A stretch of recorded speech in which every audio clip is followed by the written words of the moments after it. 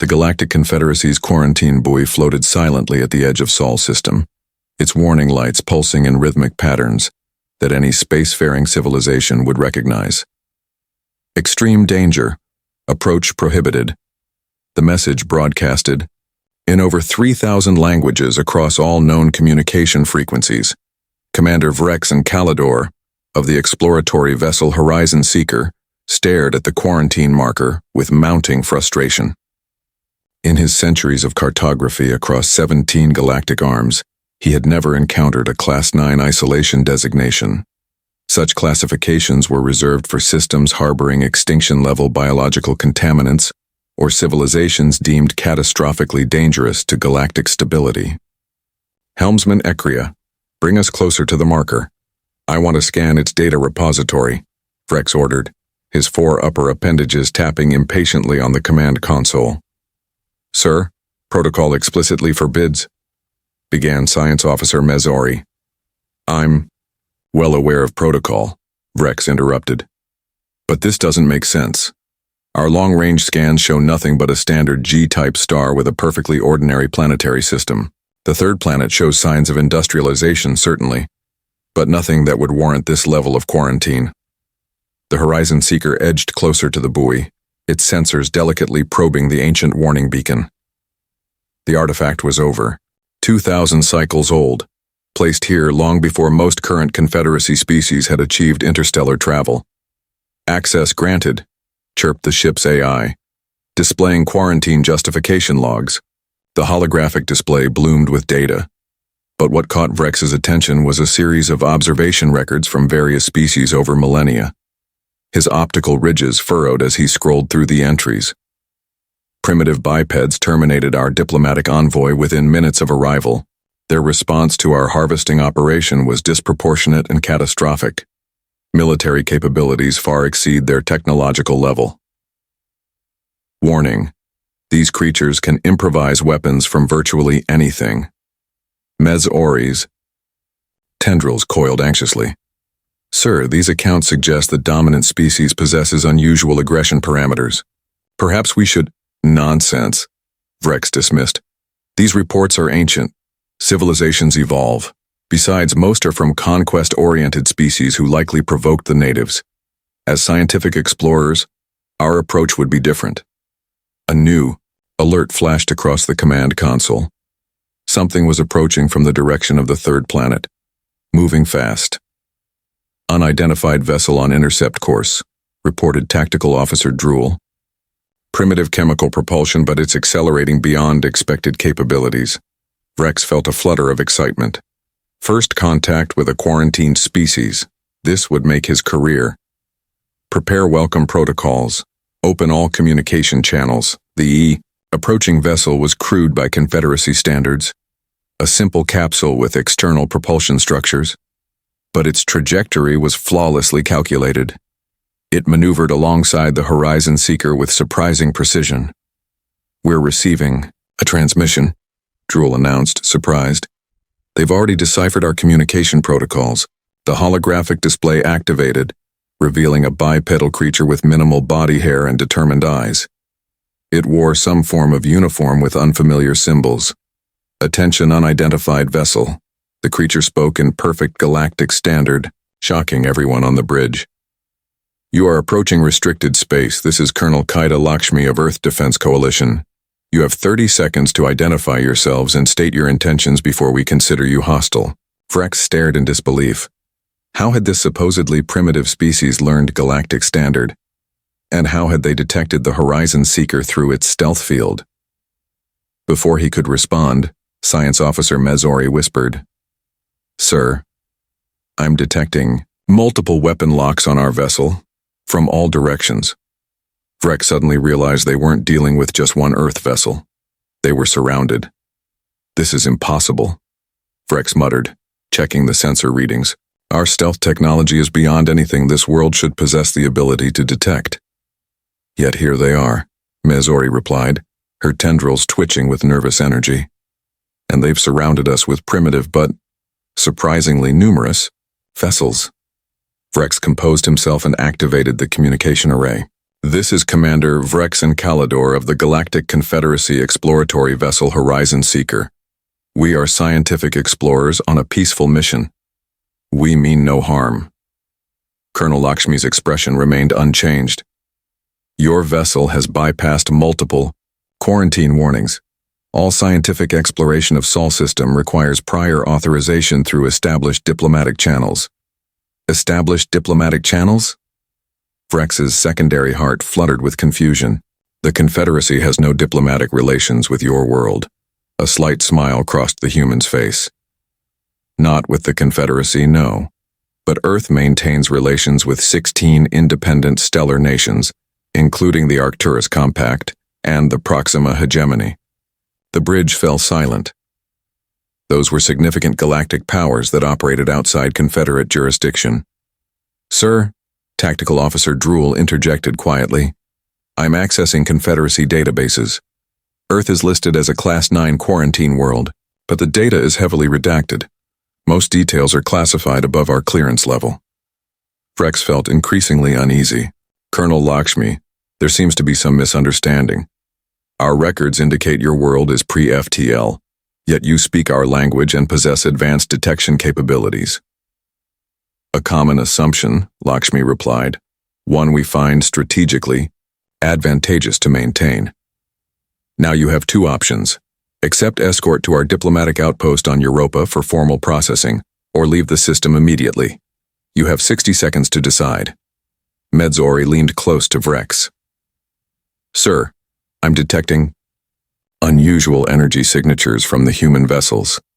They appear to be using some form of gravitational manipulation technology.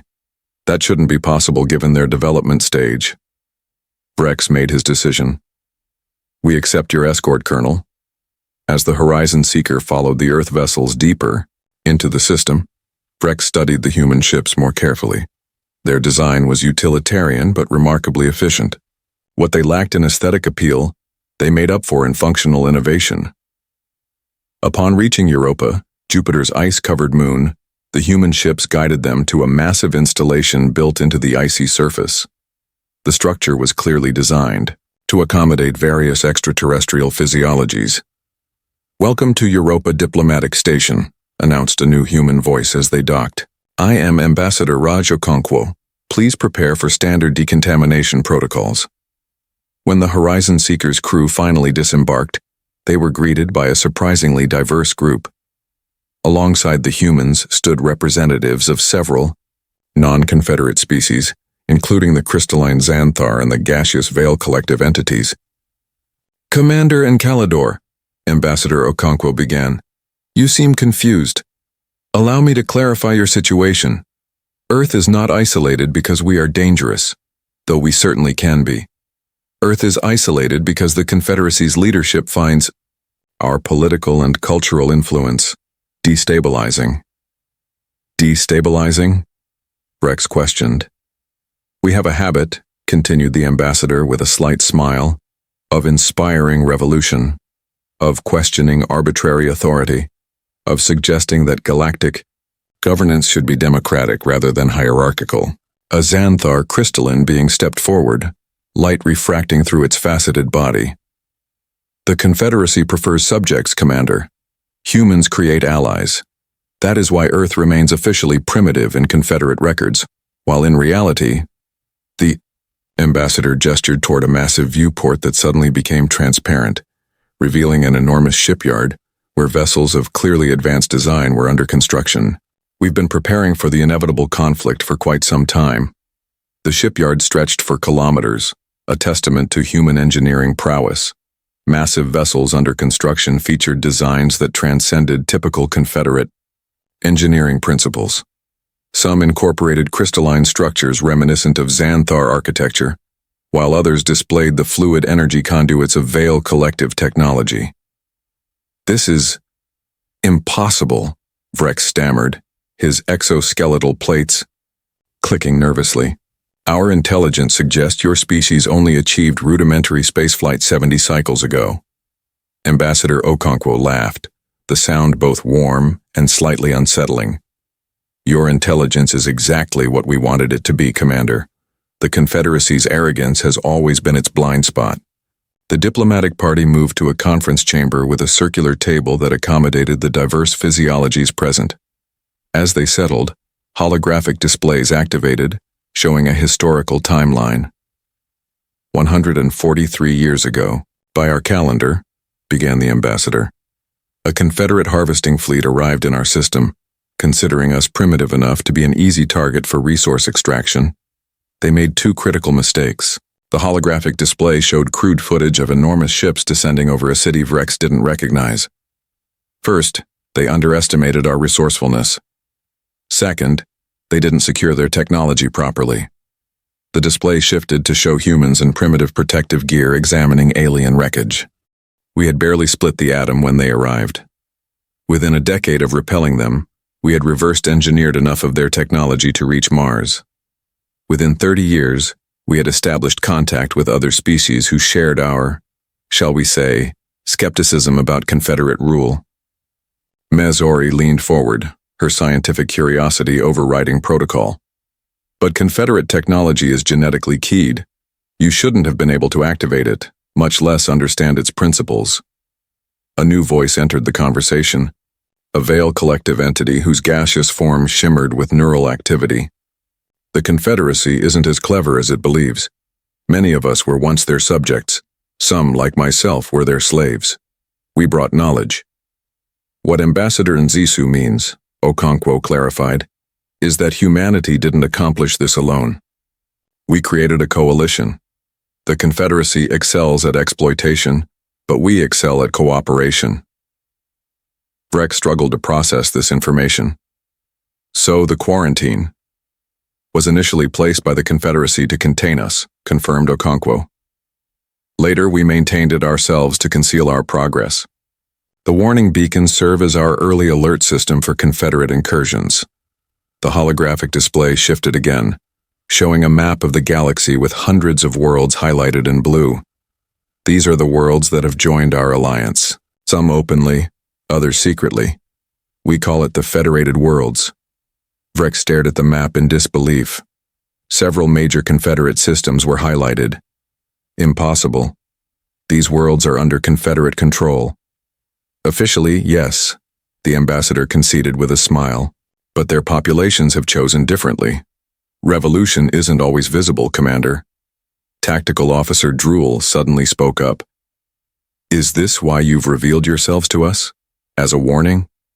The Xanthar representative's crystalline form flickered with what might have been amusement. Not a warning, an invitation. Ambassador Okonkwo nodded. The Confederacy has ruled through fear and information control for millennia, but their time is ending. We need honest explorers like yourselves to witness the truth and make informed choices. Vrex felt as though the artificial gravity had intensified. You're recruiting us? We're offering you information, the ambassador corrected. What you do with it is your choice. But first, there's something you should see. The diplomatic party was escorted to a transport vessel that descended through Europa's icy crust into a vast ocean below. Through the viewports, Vrex witnessed an underwater city teeming with life, not just human, but dozens of species coexisting. Welcome to New Atlantis, announced the ambassador. One of 17 major settlements in our system. What you see here isn't just cooperation, it's evolution, cultural, technological, and biological advances that the Confederacy's rigid hierarchies would never permit. As the transport moved through the underwater metropolis, Vrex realized he was witnessing something the Confederacy had feared for millennia. True galactic integration. The underwater city of New Atlantis pulsed with activity, as the transport vessel navigated through illuminated corridors between massive transparent domes. Within each habitat, different atmospheric conditions catered to the specific needs of various species. Vrex observed methane-breathing Dorvalians working alongside humans in specialized interface chambers, while aquatic Meridi swam freely between sections carrying data crystals. This is unprecedented, Medzori whispered, her scientific curiosity fully engaged. The Confederacy maintains strict segregation protocols between species for biological safety. Yet here, the segregation was never about safety. Ambassador Okonkwo explained. It was about preventing exactly what you see here: cooperation, shared knowledge, cultural exchange. The transport arrived at a central facility marked with symbols Rex didn't recognize. As they disembarked, they were greeted by a human female with silver-white hair and calculating eyes. "Welcome to the Innovation Nexus," she said. "I'm Director Zahara Kessler, Head of Temporal Physics and Hyperdimensional Applications. The ambassador suggested I show our visitors something." Persuasive. Rex felt his exoskeletal plates tightening with apprehension. Temporal physics? The Confederacy has deemed such research too dangerous to pursue. Director Kessler's smile contained no warmth. The Confederacy has deemed many things too dangerous, particularly technologies that might threaten their control. She led them through security barriers into a massive circular chamber, where dozens of beings from various species worked at control stations surrounding a central platform. Above the platform, a sphere of swirling energy approximately 3 meters in diameter hovered, occasionally pulsing with colors that seemed to blur the line between visible and invisible spectrum. "What you're looking at," Director Kessler explained, "is a controlled dimensional aperture, not quite a wormhole, not quite a fold in spacetime. We call it a nexus point." Mezori's tendrils extended fully in shock. "That's theoretically impossible without causing catastrophic quantum unraveling." "Theoretically impossible according to Confederate science," corrected the director. "Their understanding of multidimensional physics is deliberately limited. They discovered the basic principles 5,000 years ago, but suppressed further research when they realized its implications for their power structure." She gestured to a control panel, and the sphere expanded slightly. Within its depths, Rex could see what appeared to be another laboratory, one populated with different individuals. "Is that a visual connection to another facility?" Rex asked. "Not exactly," Director Kessler replied. "That's the same facility, 6 hours from now. We're looking at a temporary timeline intersection." The implications hit Rex like a gravitational shockwave. If humans had mastered temporal mechanics to this degree, the Confederacy's technological advantage was not merely compromised, it was obsolete. "Why show us this?" Tactical Officer Drool demanded, his defensive instincts clearly triggered. "This technology could destroy entire star systems if weaponized." Ambassador Okonkwo stepped forward. "Because you need to understand what the quarantine is really about. The Confederacy isn't protecting the galaxy from us. They're protecting their power from the inevitable change we represent." As if to emphasize his point, a small object emerged from the temporal sphere, a data crystal handed through by one of the figures from the future time window. Director Kessler took it casually. "We receive intelligence from our future selves regularly," she explained, pocketing the crystal. "It creates paradoxes, of course, but we've learned to work within temporal uncertainty parameters." Rex felt dizzy with the implications. "You understand this violates every natural law the Confederacy has codified?" "Natural laws don't change, Commander," the ambassador replied. "Only our understanding of them does. The question is, will you report what you've seen here, knowing the Confederacy will immediately dispatch a purification fleet, or will you consider that perhaps what you've been taught isn't the complete truth?" The demonstration concluded with Director Kessler deactivating the nexus point. As they were escorted back to the transport, Rex noticed his crew's expressions: confusion, fear, but also unmistakable fascination. "The Confederacy teaches that humans are dangerous barbarians," Ambassador Okonkwo said quietly as they departed. "What they don't explain is why they fear us so much." Back aboard the Horizon Seeker, Rex called his senior officers to the conference chamber. The mood was tense. No one had spoken much during their return journey from Europa. "I need your assessment," Rex said, his voice carrying the weight of authority despite his inner turmoil. "What we've seen contradicts everything in Confederate doctrine." Science Officer Mezori spoke first, her tendrils swaying thoughtfully. "The technology is undeniable. Their dimensional manipulation alone surpasses our theoretical understanding. And the multi-species cooperation. It's unprecedented." "It's an abomination," countered Security Chief Lorvidian. his carapace flushed with stress coloration. Species integration at that level risks biological contamination, cultural pollution, and genetic degradation. There are reasons for Confederate separation protocols. Helmsman Ecria, typically quiet during such discussions, surprised everyone by speaking up. My homeworld was pacified by Confederate forces 3 generations ago. Our historical archives were destroyed. Our spiritual practices banned, all in the name of galactic harmony. What if? What if the Confederacy isn't what we've been taught? The room fell silent.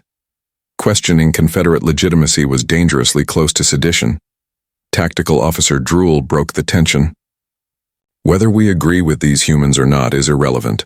Our duty is clear. We must report this breach of quarantine protocols and the unauthorized technological development. Vrex studied his crew carefully. Is that what everyone believes? That duty compels us to report exactly what we've seen? The implied question hung in the air. Would the Confederacy even believe their report? Or would they be accused of contamination, subjected to memory purification, their ship's logs erased? Communication alert chimed. Incoming transmission from Europa Diplomatic Station, announced the ship's AI. Ambassador Okonkwo's face appeared on the central display. Commander and Calidor, before you depart, there's something else you should know. Your ship's quantum signature was recognized by our monitoring systems. In an alternate timeline, you visited Earth before, or rather, you will. Vrex felt his primary heart skip a beat. What are you talking about? Temporal mechanics are complicated, the ambassador continued with a smile. But our records indicate that in at least 3 potential timelines, you become an important ally to the federated worlds. Your decision today shapes which timeline we ultimately experience. The transmission ended, leaving the bridge crew in stunned silence. They're manipulating us, Security Chief Lorvidian insisted. Using psychological tactics to create uncertainty. Perhaps, Vrex conceded, or perhaps they're showing us possibilities we've never been allowed to consider. He stood, moving to the viewport where Earth was visible as a distant blue marble. The Confederacy claims to value exploration and discovery, yet we've discovered something unprecedented, and our first instinct is to report it for suppression. Mezori approached, standing beside him. What are you suggesting, Commander? I'm suggesting we fulfill our mission as true explorers. We were tasked with investigating anomalies at the edge of Confederate space. We've found one. Now we should understand it completely before reporting. That would mean extended contact with a quarantined species, Drool warned. Potential contamination. Vrex turned to face his crew. I believe we're already contaminated, with questions, and the only cure is answers. He activated the ship's communication system. Europa Diplomatic Station, this is Commander and Calidor. We request permission to return. We have additional questions. As the Horizon Seeker changed course back toward Jupiter, Vrex knew he was potentially ending his Confederate career, but for the first time since taking command, he felt he was truly exploring the unknown. 3 cycles had passed since the Horizon Seeker had returned to Europa.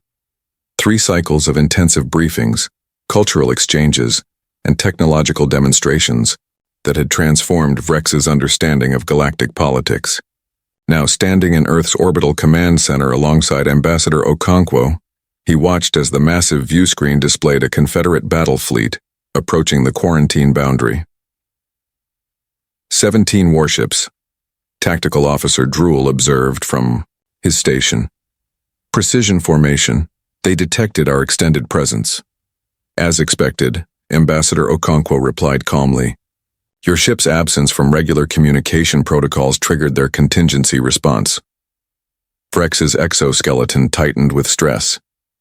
You anticipated this. You knew staying here would bring Confederate forces. Of course, the ambassador nodded. The Confederacy's predictability is their greatest weakness. This was always the plan. What plan?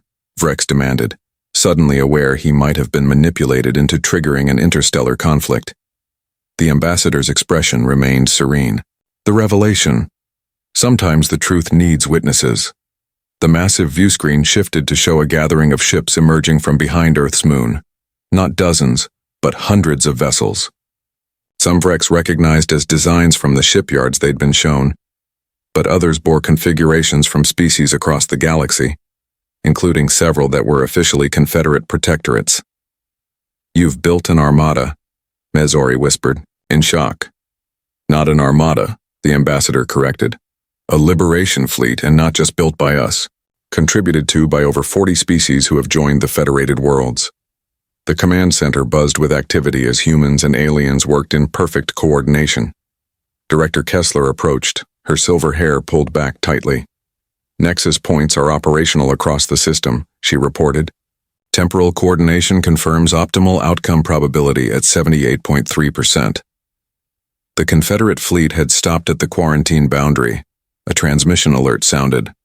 "They're hailing all vessels in system," reported a human communications officer. "Put it through," ordered the ambassador. The viewscreen displayed a Confederate high commander, their ceremonial armor gleaming with authority symbols. "This is High Commander Voxathalis of the Confederate Security Force. You are in violation of Quarantine Protocol 7 Alpha. All non-indigenous vessels must withdraw immediately. This system is under Confederate protection. Failure to comply will be met with appropriate force." Ambassador Okonkwo stepped forward. "This is Ambassador Raj Okonkwo of the Federated Worlds. Earth rejects Confederate protection, as do all members of our alliance. We are exercising our sovereign right to self-determination." The High Commander's expression darkened. "Federated Worlds? There is no such political entity recognized by Confederate law. Your primitive species has clearly been manipulated by rogue elements. Stand down your stolen technology immediately." Rather than respond, Ambassador Okonkwo turned to Vrex. "Commander Encalador, I believe this is your moment. As an official Confederate explorer with clearance to investigate anomalies, would you share your findings with your superiors?" Vrex understood suddenly that this had been the plan all along. He wasn't just a visitor. He was to be a witness, from within the Confederate system itself. With a decisive nod, he stepped forward. "High Commander Voxathalis, this is Commander Vrex Encalador of the exploratory vessel Horizon Seeker. I must report that the situation here is not as our records indicate. Earth is not a primitive world requiring protection. It is the center of a multi-species alliance with technology that matches or exceeds our own." The High Commander's face contorted with rage. "Encalador, you have been compromised. Step away from the contaminated species immediately." "I have not been compromised," Vrex continued firmly. "I have been enlightened. The Confederacy has hidden the truth about Earth and many other worlds. This quarantine exists not to protect the galaxy from humanity, but to protect Confederate power from the truth." As Vrex spoke, thousands of ships began appearing throughout the system, emerging from nexus points that flashed into existence around the Confederate fleet. The High Commander's expression shifted from anger to shock as their tactical displays registered the overwhelming force surrounding them. "This is not an invasion," Ambassador Okonkwo announced calmly. "This is a revelation. The Confederacy's era of suppression ends today. 43 species have chosen freedom. 112 worlds have declared independence. The Federated Worlds offers the Confederacy peace, but only if you recognize our right to exist." The command center fell silent as everyone awaited the High Commander's response. Tactical displays showed Confederate weapon systems powering up. "They're preparing to attack," Drool warned. "No," Vrex stated with sudden certainty. "They're preparing to negotiate." Sure enough, after a tense pause, the High Commander's posture changed subtly. "We will consider your proposal. A diplomatic envoy will be permitted to present your case to the Confederate Council." The transmission ended, and cheers erupted throughout the command center. Ambassador Okonkwo turned to Vrex with a genuine smile. "And that, Commander, is why Earth has been off limits. Not because humans are dangerous barbarians, but because ideas are the most powerful force in the universe. The idea that species can cooperate rather than dominate. The idea that diversity creates strength. The idea that freedom is worth fighting for."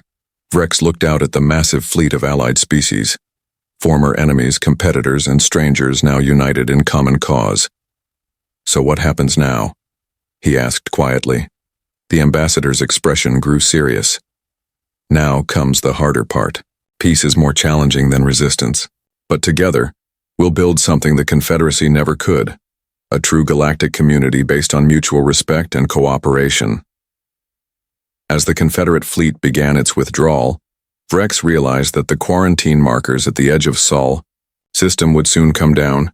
Earth would no longer be off limits and the galaxy would never be the same.